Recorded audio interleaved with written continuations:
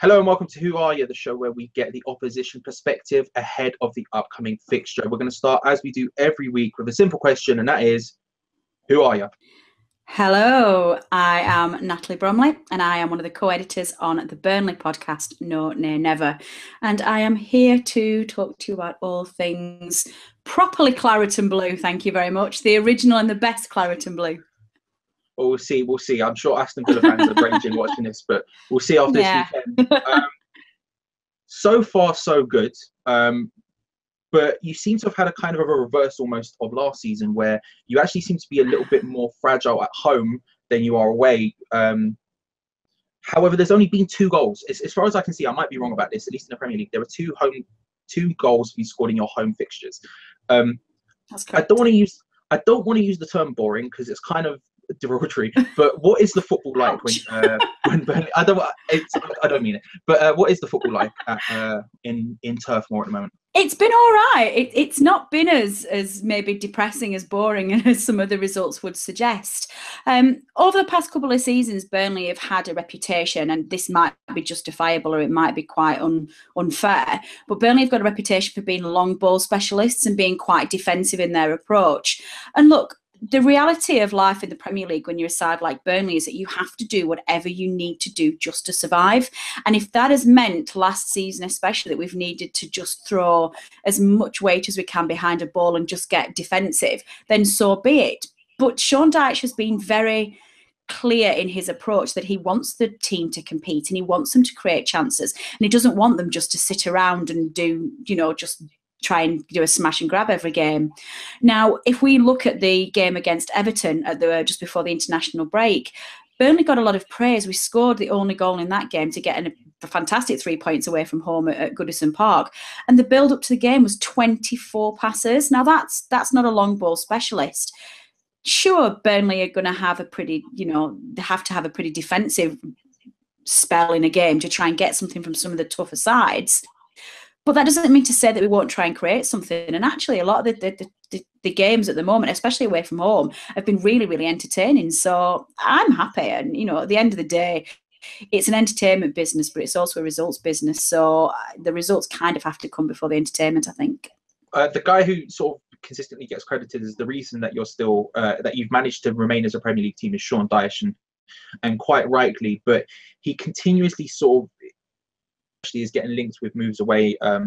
Pundits seem to love saying he should be Arsenal manager, although I think they'd link him with us at this point. And they've been linked with us as well recently. And again, I think the same is true. We get linked with every manager under the sun at the moment.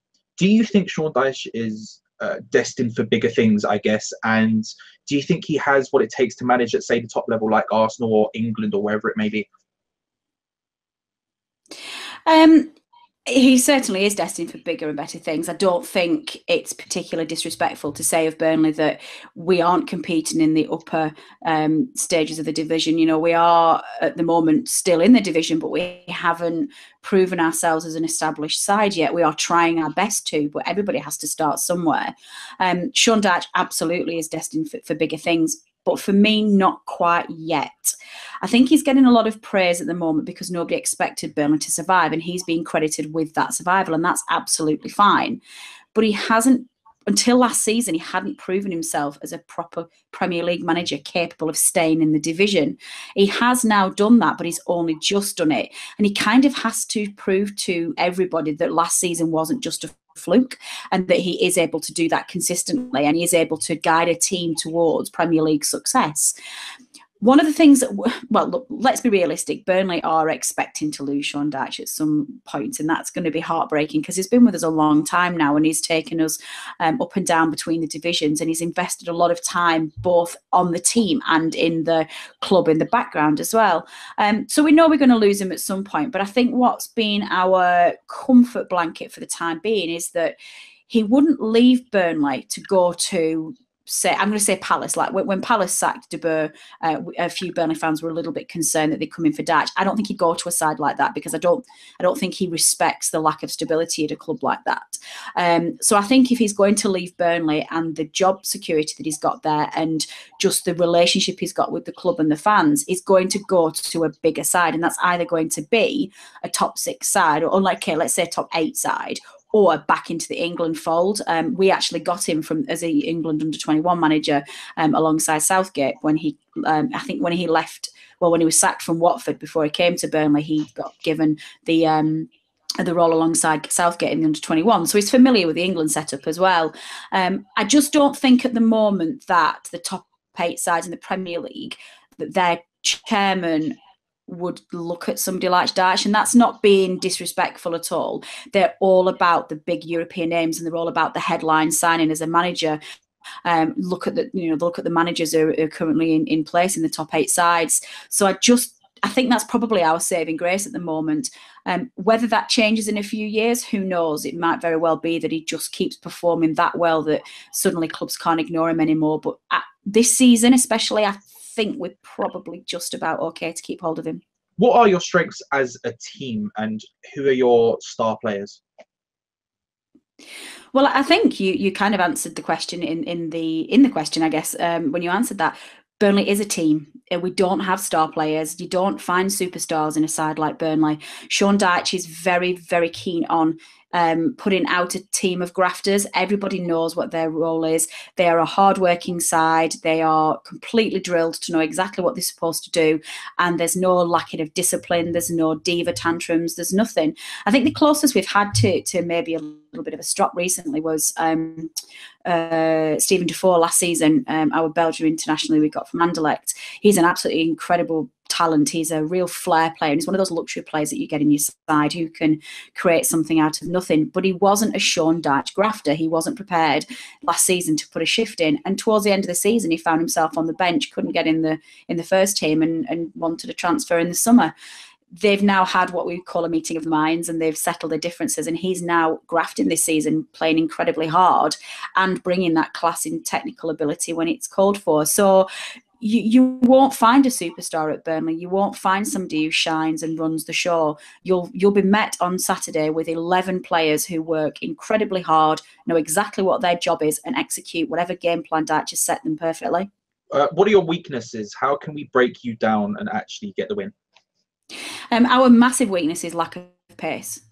We are sadly lacking any creativity at the moment because Dyche has really concentrated on building this side of really solid players. So I worry about that, particularly down the right wing. I think we struggle. We've got Robbie Brady on the left wing, who I think can bring some real flair. The right wing is I don't think I'm not as confident about. If you let us score first, you've got no chance because we won't let you get back into the game. So the key for you is to not let us score. If you do, then I'm sorry, it's probably the end of it. So as long as you can possibly get to keep it at 0-0, not let us score. Set pieces, we tend to be a little bit vulnerable at sometimes. Just maybe create something. Don't try any long balls. If you start shooting from range, our defence will deal with it every day of the week. So you're better running at us and creating something on the ground and maybe trying to hit us on the break. I think it's probably, or getting a set piece. That's probably your best chance. As soon as you said don't hit long balls, all of a sudden my confidence is completely gone. But there we go. Finally, what's your score predictions for the weekend? What do you think the score is going to be? Who do you think is going to score? Well, I will never, ever, ever not back my boys. So it is going to be a home win, I'm afraid. And actually, I genuinely believe, and your listeners might very well laugh at me when I say this, but I genuinely believe that Burnley have pulled themselves away from being just relegation fodder. And I think we're starting to compete with the middle of the table sides like West Ham. And I genuinely believe that this season we can expect to get something at home against West Ham. I'm not suggesting that that's a win, but I think the minimum we should be looking for is at least a draw. That said, I think that they are going to be very confident after that game at Everton. I think that the team are gelling really well with no major injury concerns other than the ones we knew about. I'm going to say 1-0 to Burnley. And I think the scorer will be Chris Wood. I think if anyone is going to have a pop at Burnley, let's be honest, you're up near the top and we're near the bottom. So I probably fair not to. Top 6 side.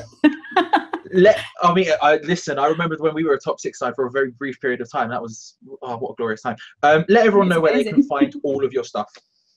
Of course. Anybody who wants to have a look at the No Nay Never podcast, if you want to have a listen to what Burnley are doing, you can find us at No Nay Never on Twitter, and all of the details are on there. If anybody wants to follow me personally, you can find me on Twitter at Natalie_Bromley, and happy to be part of the football community. Let's all be friends. Indeed. Thank you very much, everyone, for watching. We also had a preview of the Burnley game, Gio and that lot, and that'll be just here. Click here. You can go listen to them, chat all the words that they say. You can also subscribe here. Make sure you do, because we're going to have a review straight after the game, as we always do live. Come get involved in the live chat. I'll probably be there. Come give me abuse. It's fine. I don't mind. Anyway, thank you very much for watching, and we will see you next time.